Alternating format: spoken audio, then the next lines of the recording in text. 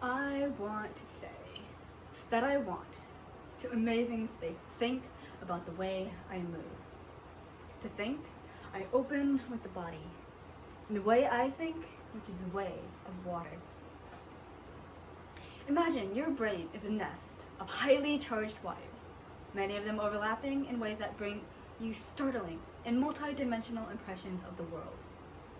Then, imagine these same wires threaten at all times to overwhelm your ability to engage with that world. Imagine you have so many thoughts, abrupt and nimble as lightning, that you can only grab the tail of one before another bursts forth. Imagine that a technology exists, like a dial, to help you locate a clear frequency from which to broadcast. Now, imagine that this mechanism, an organic machine, has been around for thousands of years, and no one realized it could facilitate and soothe your thinking in ways no pharmaceutical possibly could. Imagine that this vehicle of transformation is somehow a poem. Oxford Languages defines a label as a classifying phrase or name applied to a person or thing, especially one that is restrictive or inaccurate. When we apply labels to people, it creates a narrow viewpoint in which we view them. And for neurodivergence, this sometimes causes us to forget that they are no less capable of achieving great things as neurotypicals. With prose by Daniel Keyes, Chris Martin and Anonymous, and poems by Hannah Emerson, Aaliyah Pierce, and Linda Conrad, one is presented with a view of autism through people who have it and those with autistic loved ones. Hannah Emerson, a non-speaking 27-year-old, is singing. It's not the kind of singing you would hear in a karaoke bar, the kind you might hear in the trees. Hannah's singing is echolaic. She collects fragments of songs she's heard and mixes them with my own speech as we interact. They form a sort of oral tapestry that enliven the room from behind. But this is not just background music to her. These songs are foundational to her presence. She calls them her grounding sounds.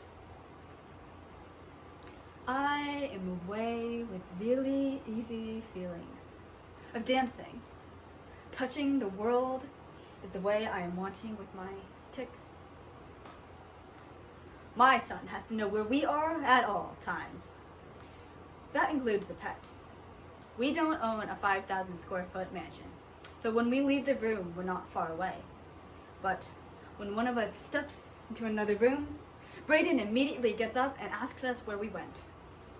This wouldn't be such a big deal, but for the fact that he gets fixated on it, it drives us nuts. He'll keep asking until we answer the question that he already knows, and sometimes he'll keep asking anyways. Ticking through the world is like touching it. The inward rotation of a spiral, always thinking, around and out. Mostly, I sometimes tick through the world, and that is the way I feel. In the mail, we received a single blue piece of paper from the school my son attends. We opened it, and inside is a first trimester deficiency report, letting us know that our son, who is 10 and has autism, has an F in beginning band. Also, this deficiency report lets us know that his academic GPA is a 0.0. A flood of emotions came to me, but mostly sorrow and anger. Sorrow because this report served as a reminder that our son, who is doing so well in school this year, is a failing student when compared to the regular curriculum. And this is only beginning band. Anger because the school should have stopped this report from being sent to us. Does a slap in the face hurt any less if it's an accidental slap? The school could have just as well sent us a piece of paper that said, "Hey, your kid is stupid, remember?" The boy's vacant eyes glanced around the room of amused onlookers, and he slowly mirrored their smiles with an uncertain grin at a joke which he did not understand. I felt sick inside, because as I looked at his dull, vacuous smile, the wide, bright eyes of a child, uncertain but eager to please, I realized what I recognized in him. They were laughing at him. And at first I had been amused along with the rest of them. Suddenly, I was furious at myself and all those who were smirking at him. I wanted to smash their laughing faces. I jumped up and shouted, "Shut up! Leave him alone! He can't understand and can't help what he is, but for God's sake, have some respect. It's a human being." Follow up. A person wouldn't know by looking at him that he has a disability. He has to practice and practice to learn even the smallest things, tasks that come easily to children developing typically. Doctors call it autism or ASD. Give him time, and he'll remember. Just a few seconds more, and he'll have it. He wants to hold on to what he's learned. He wants it so much. If only they wouldn't rush him. Why does everything have to be in such a rush? Somewhere at the school, there was a communication breakdown, and this deficiency report got sent to us. I know it was accidental. They didn't mean it. Nobody talked to the band teacher, who's probably a really nice guy. But somehow it got into our mailbox. Considering all that, it is still a sobering reminder of Braden's many deficiencies, academic and otherwise. Hey, your kid is still stupid, remember?